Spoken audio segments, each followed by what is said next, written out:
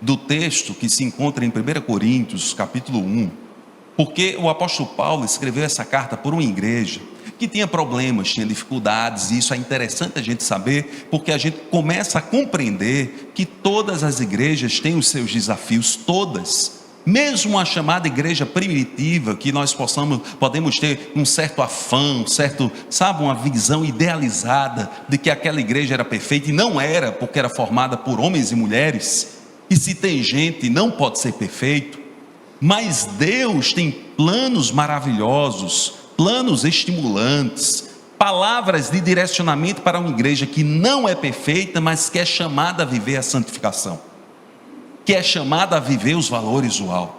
E eu acho tão interessante, porque o apóstolo Paulo, nos primeiros escritos, no início do seu texto, direcionado àquela igreja de Coríntios, apresenta tantos valores, uma palavra tão carinhosa, uma palavra amorosa, que eu creio absolutamente que se aplica a nós, se aplica à nossa caminhada e se aplica ao rumo aos 45 anos. Então nós vamos ler no capítulo 1 de 1 Coríntios, a partir do primeiro versículo. Leamos então.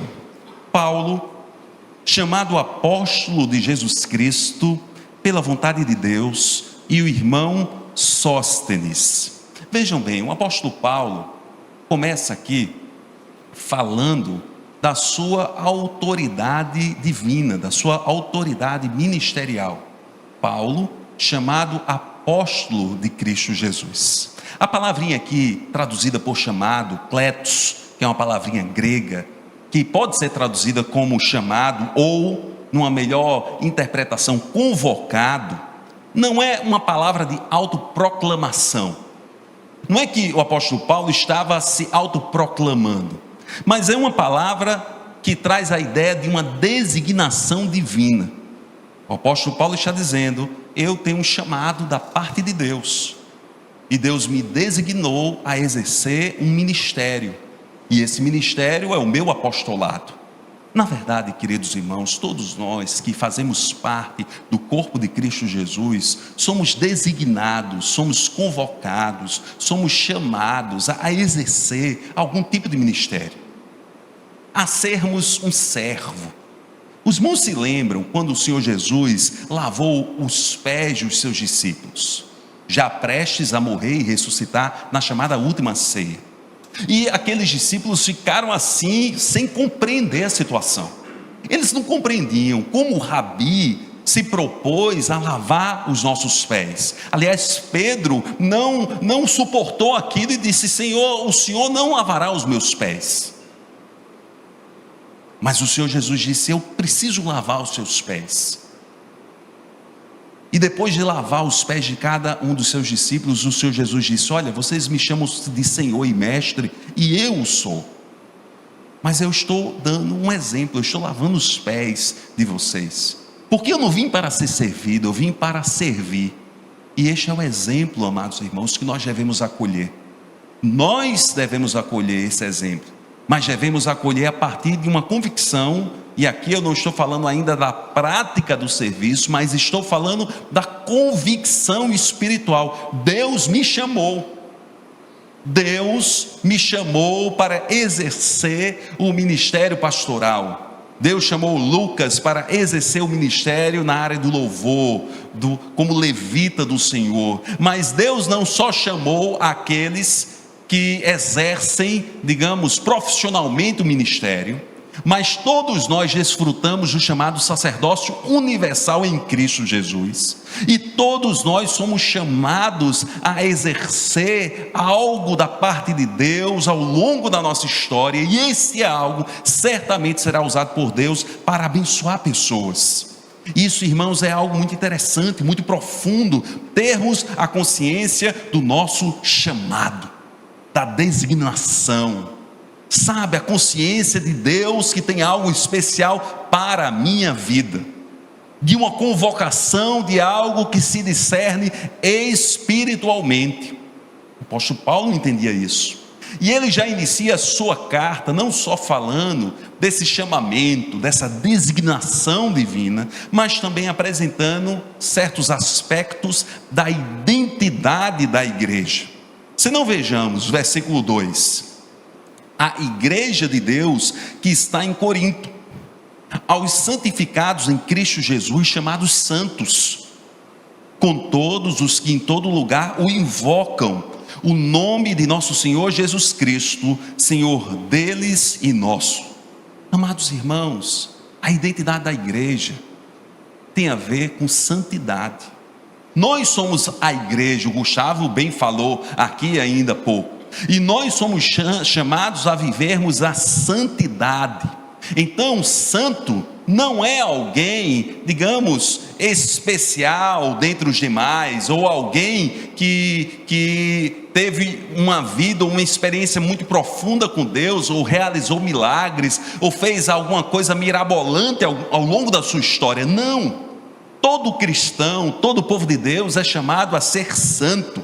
E santidade, amados irmãos, não tem a ver com uma perfeição moral, porque ninguém aqui é perfeito, nós somos pecadores. Então santidade não tem a ver com a perfeição moral, mas tem a ver com uma posição, com um sentimento de vocação, e o sentimento de que nós somos separados por Deus e para Deus, e por isso nós engendramos, nós caminhamos com o Senhor, abrindo mão do pecado, buscando nos desvencilhar de valores que não são da parte de Deus. Aliás, essa fala do apóstolo Paulo, logo no início da sua carta, é muito pertinente. E os irmãos perceberam isso a partir do contexto, porque ele escreve à igreja que se encontrava em Corinto, uma cidade na região da Grécia, uma cidade muito rica, cosmopolita, uma cidade que era composta, cujo nascedouro da igreja se deu na segunda viagem missionária do apóstolo Paulo. Aquela igreja era composta por judeus e gentios. Gentil é todo aquele que não era judeu. E aquele contexto era um contexto multicultural de Corinto, e era um contexto onde havia muitas imoralidades, muito pecado, muito erro, muito problema. E é um contexto excelente para o apóstolo Paulo começar falando à igreja: olha, vocês têm uma identidade, a igreja é chamada a ser santa. Amados irmãos, essa palavra é muito relevante a nós nos dias de hoje, que nos reunimos na igreja em Fortaleza, no século 21, em tempos de relativismo cultural, em tempos que alguém pode ir para a igreja aos domingos, ou no sábado, ou em inúmeros eventos, podem nutrir uma rotina de ir para a igreja, ocasionalmente podem abrir o texto sagrado, podem ouvir reflexões através do YouTube, podem, enfim, ter um contato com o evangelho, mas muitas dessas pessoas não têm um posicionamento de santidade. Acham normal compartilhar de tudo da igreja, mas tem uma vida completamente fora dos desígnios do Senhor. Queridos irmãos, essa palavra é para mim e para você. A igreja traz como identidade a santidade. Sempre que eu penso em pecado, eu me lembro do texto que nós encontramos em Gênesis 3:6, que trata da queda. Sempre. O texto diz assim, só para ilustrar os irmãos: e viu a mulher que aquela árvore era boa para se comer, e agradável aos olhos, e árvore desejável para dar entendimento. Tomou do seu fruto e comeu, e também deu ao seu marido, e ele comeu com ela. O pecado, irmãos, ele ou será palatável, aquela mulher viu que aquele fruto era gostoso, ou será bonito, agradável aos olhos, ou será sedutor, apropriado para dar entendimento, ou será os três. Isso é uma verdade sobre o pecado. Ele tem um poder de sedução, de atração a qualquer um de nós. Isso é uma verdade sobre o pecado. Mas uma outra verdade sobre o pecado é que, uma vez ele consumado, esse pecado gera a morte, gera o afastamento de Deus. E nós somos então chamados, a partir da compreensão da ação do pecado, da compreensão que somos pecadores, a dizermos não ao pecado e a começarmos uma caminhada junto ao Pai, que nós chamamos de santificação. Aos santificados em Cristo Jesus, chamados santos, com todos os que em todo lugar invocam o nome do Senhor Jesus Cristo. Outro aspecto da identidade da igreja: a igreja é formada por homens e mulheres que invocam o nome do Senhor Jesus Cristo, o nome de Deus. É certo, e alguém poderia contra-argumentar comigo: mas pastor, por que invocar o nome de Deus se Ele é onipresente? Ora, se Ele está em todo local, em qualquer momento, em qualquer circunstância, não há necessidade de invocarmos o nome do Senhor. Mas biblicamente, eu lhes digo, há sim necessidade de invocarmos o nome do Senhor, porque invocar o nome do Senhor tem a ver, tem relação com termos consciência da presença de Deus e de nos permitirmos influenciar pelo seu Santo Espírito. Por isso, quando aqui chegamos, nós paramos, nós oramos a Deus, porque nós exercitamos a nossa consciência. Ó Deus, Tu aqui estás. Senhor, Tu ouves o meu clamor. Deus, eu sei que Tu estás comigo nas dificuldades da vida. Senhor, intervém na minha vida. E o Senhor vai intervindo, o Senhor vai agindo, o Senhor vai atravessando a nossa história. Nós vamos vendo milagres da parte de Deus, coisas que não conseguimos explicar senão pelo discernimento espiritual, e vamos sentindo então o influenciar do Espírito de tal maneira que muitas vezes queremos ir por ali, mas discernimos claramente: vamos por aqui, e Deus vai abençoar, e depois Deus abençoa. E nós construímos essa experiência, porque a identidade do povo de Deus, da igreja de Cristo Jesus, tem a ver com santidade, tem a ver com invocar. Invocar quem? O Senhor nosso e de todos que estão espalhados pelo mundo. Deus certamente é o nosso Pai amado, Pai querido. O Senhor Jesus nos ensinou a chamarmos Pai de Abba, Paizinho. Isso traz uma ideia de intimidade, de relacionamento. Mas o Senhor também precisa ser o nosso Senhor. Muitas coisas disputam com Deus para conseguir o senhorio sobre a nossa vida. Muitas coisas. Desejos, vícios, questões, dificuldades. Mas aí a gente se volta a Deus e diz: Senhor, eu estou aqui como ser humano. Meu Deus, tantas coisas se colocam na minha vida como senhorio sobre a minha vida. A tantas eu não resisto, mas eu quero ter uma experiência especial e profunda contigo. Então, Senhor, vem ser Senhor sobre a minha vida. Vem tratar a minha caminhada. Nós lemos, queridos irmãos, em João 14, 21, aquele que tem os meus mandamentos e os guarda, é esse o que me ama. E aquele que me ama será amado de meu Pai, e eu o amarei, e me manifestarei a Ele. Queridos irmãos, o apóstolo Paulo falou de uma identidade, que tem a ver com a santidade, e nós devemos abraçar isso como igreja, que tem a ver com a invocação, com a adoração verdadeira perante o Senhor, e nós devemos abraçar isto como igreja, que tem a ver com a submissão ao senhorio de Cristo. Ó Deus, que apenas o Senhor seja o Senhor da nossa vida. Mas o apóstolo Paulo continua, e no versículo 3 nós lemos: graça a vós e paz da parte de Deus nosso Pai e do Senhor Jesus Cristo. Isso aqui era um desejo do apóstolo Paulo, comum em suas cartas, que a graça e que a paz alcance vocês. Esse é o meu desejo como pastor dessa igreja.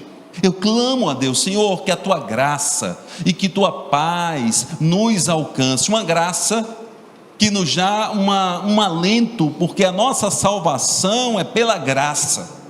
Pela graça sois salvos, mediante a fé. Isto não vem de vós, é dom de Deus, não vem das obras, para que ninguém se glorie. Isso é um alento, irmãos.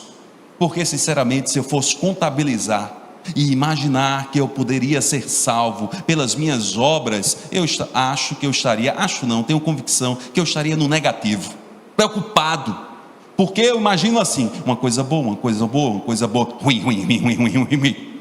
Aí vamos trabalhar, né? Uma coisa boa, uma coisa boa, uma coisa boa, uma coisa... Mas a graça nos alcança, a graça nos permite a salvação, e a graça nos ajuda a exercermos graça com aqueles que nos circundam.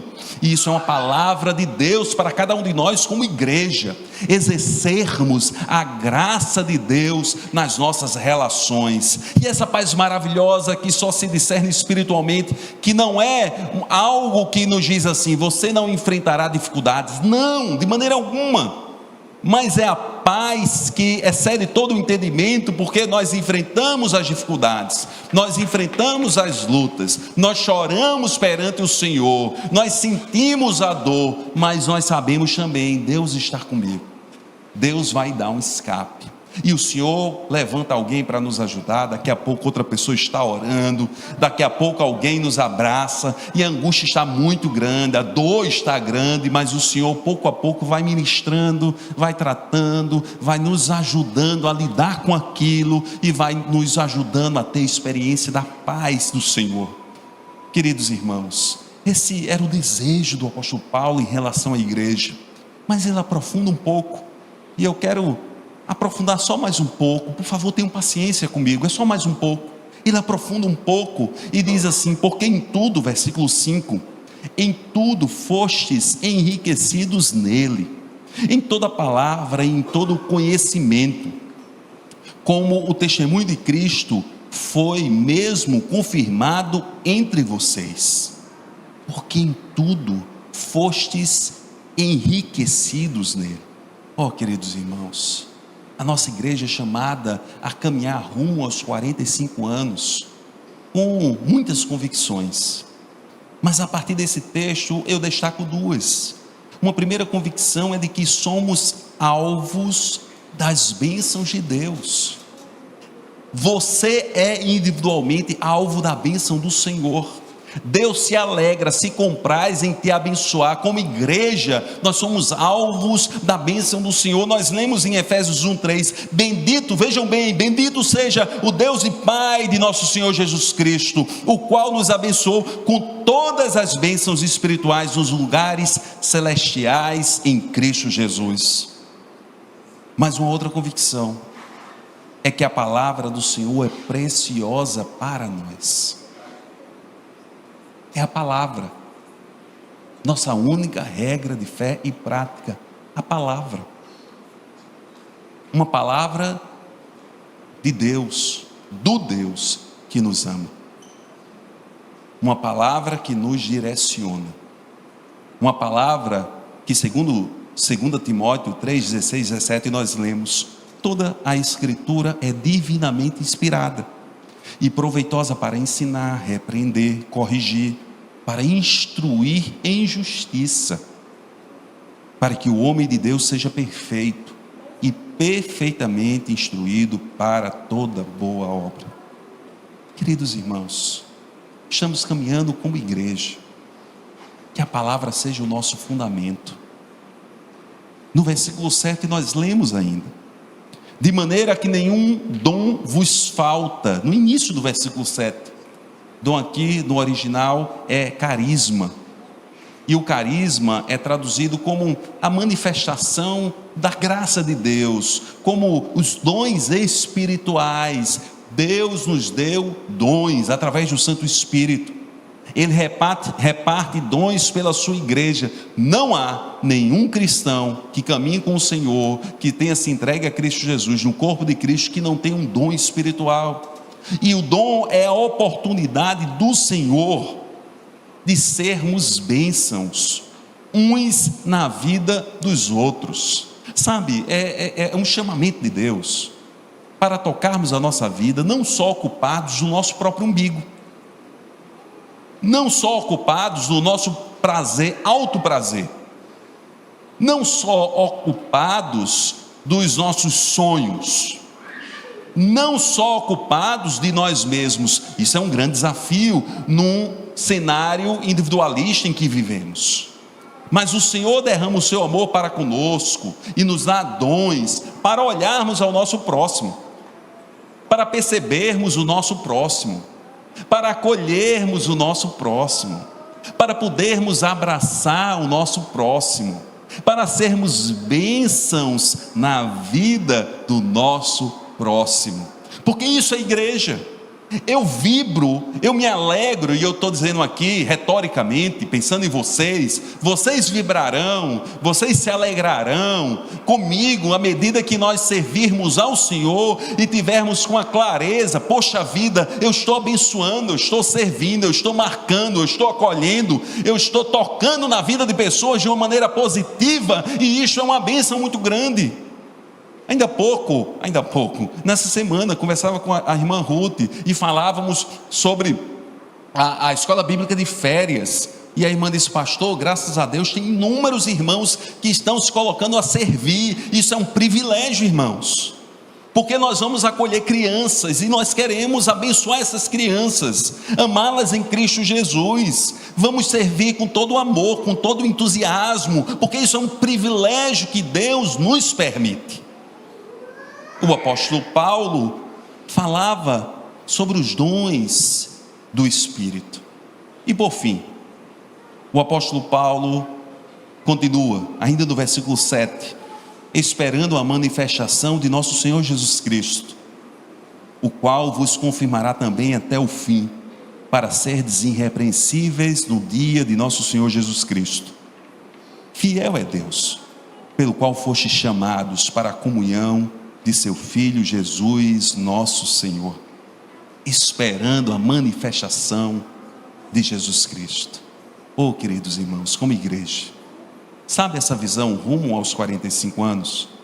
É preciso construir uma expectativa, uma esperança, esperando a manifestação de Jesus Cristo na história, esperando a manifestação de Jesus Cristo na minha história, esperando a manifestação de Jesus Cristo através da minha história, esperando a manifestação de Jesus Cristo através das nossas histórias, na dinâmica da igreja. É caminharmos em Deus sabendo que o Senhor tem algo a fazer através da nossa instrumentalidade como igreja. Mas nós precisamos responder, nós precisamos dizer: Senhor, eu não vejo a hora de ver o teu agir, Pai, eu não vejo a hora de perceber o teu agir na igreja, através da minha vida, através do meu ministério. Ó Deus, eu te louvo, porque grandes coisas tem feito o Senhor por nós, e por isso estamos alegres. Vejam bem, irmãos, era uma palavra, uma introdução, uma carta direcionada para uma igreja real, com desafios reais. Nós temos os nossos desafios, mas era uma palavra da parte de Deus para aquele povo, que eu creio que é uma palavra da parte de Deus para cada um de nós. E o apóstolo Paulo arremata nesse versículo 9: fiel é Deus, pelo qual fomos chamados para a comunhão de seu Filho Jesus Cristo. Para a comunhão, amados irmãos. Os aficionados por futebol estão acompanhando aí a Copa do Mundo de Clubes, e talvez jogadores profissionais gostariam de desfrutar da comunhão de algum dos times brasileiros que estão participando daquele campeonato. Então um jogador profissional poderia pensar: eu queria estar no Flamengo, ou no Botafogo, ou em qualquer outro time que está lá. Mas eles não tiveram esse privilégio. Mas se lá estivessem, estariam assim felizes, alegres, assim se sentindo dignos por participar de um elenco que está no momento numa Copa do Mundo de Clubes. Quanto maior, quanto mais relevante, quanto mais importante, quanto mais profundo, quanto mais lindo é termos o privilégio de participarmos da comunhão em Cristo Jesus.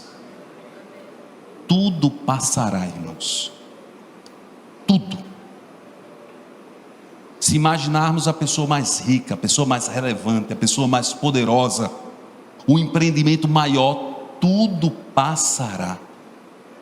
Se viajarmos na história, e nós temos um professor de história, irmão Guaraí, se ele nos der uma aula sobre a história e for caminhando ao longo da história, ele apresentará: aqui havia uma grande potência, mas passaram anos, esta potência destruiu-se, acabou-se. Aqui houve algo de grande relevância na história, mas só pessoas curiosas como eu, que gosto da história, sei, porque o tempo passou e se acabou com o tempo. Poucas pessoas sabem, porque tudo é passageiro, mas em Cristo Jesus nós temos a convicção de algo eterno, algo que se sobrepõe à história. E nesta carta aprendemos que somos convidados a participar da comunhão em Cristo Jesus. Por isso, amados irmãos, feliz estou, porque comemoramos os 44 anos dessa comunidade de fé. Muita história. Feliz estou porque estamos nessa expectativa, sabe? Eu estou assim feliz em relação aos 45 anos, rumo aos 45 anos, compreendendo a minha identidade. Sou chamado a ser santo, somos chamados a adorar a Deus, somos chamados a reconhecê-lo como o nosso Senhor, o nosso Deus e Pai. Temos essa consciência da graça de Deus, que é uma graça que nos alcança. Compreendemos que a referência da nossa caminhada é a palavra de Deus. Temos o entendimento: ó Deus, louvado seja o teu nome, porque eu sou alvo das tuas bênçãos e das tuas graças maravilhosas. Compreendemos que o direcionar de Deus é precioso, é ouro. Compreendemos que Deus nos tem repartido dons. Compreendemos que temos o desfrute, o privilégio de vivermos na comunhão com Cristo Jesus. Que Deus os abençoe, amados irmãos.